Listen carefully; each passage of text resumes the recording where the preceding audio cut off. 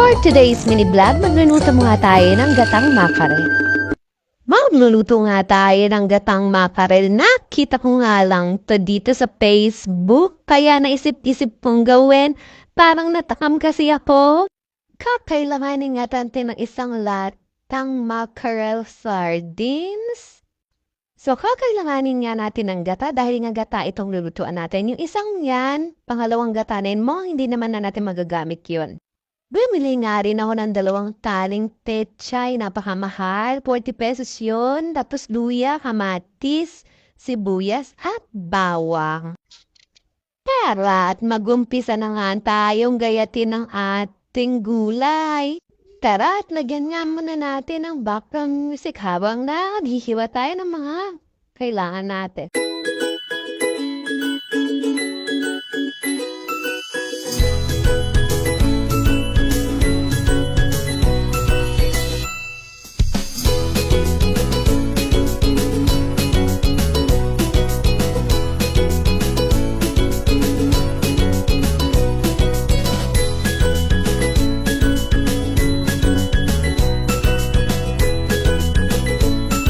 At ayun na nga, tapos na tayong maghiwa ng ating mga kailangan. Ayan na, ang ating kamatis, bawang sibuyas luya, ang ating pechay. So, mag-start na nga tayong magluto.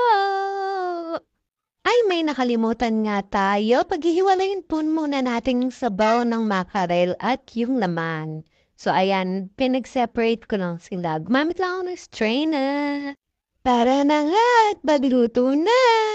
Ay nako, palpak na naman ang ating mini vlog na to. Hindi ko nga na-videohan yung paglagay ko ng gata. At ito nga, inaayos-ayos ko pa nga itong cellphone ko. Napakagulo talaga!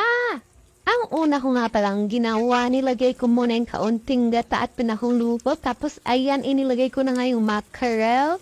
Pamamantika-mantikain lang muna natin konti siya, parang igigisa natin siya dyan or ipiprito dyan sa mantika ng gata.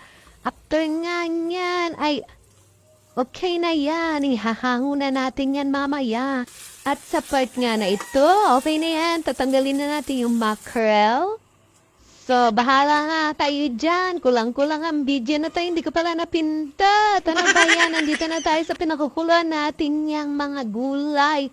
At nadamihan ko pa nga ayang ng sabaw. Palpak talaga to. Nako, ayoko na.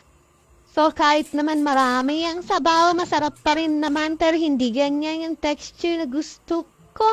Ayan, nilagay ko na nga pala yung gata. Yung gatayan, yung unang piga.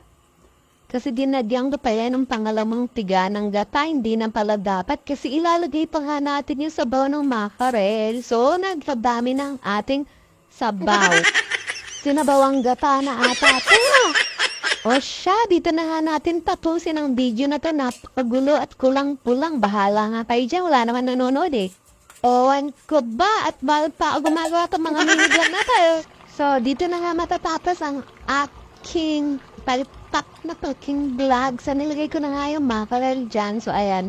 Buka naman masarap kahit maraming sabaw. Pero hindi talaga ganyan yung texture na gusto ko. Kaya bahala na. Ay, yeah! So, hanggang dito na nga lang ang aking mini vlog na palpak ng pagluluto ng mackerel na gata. So, bahala na nga kayo dyan. Bye!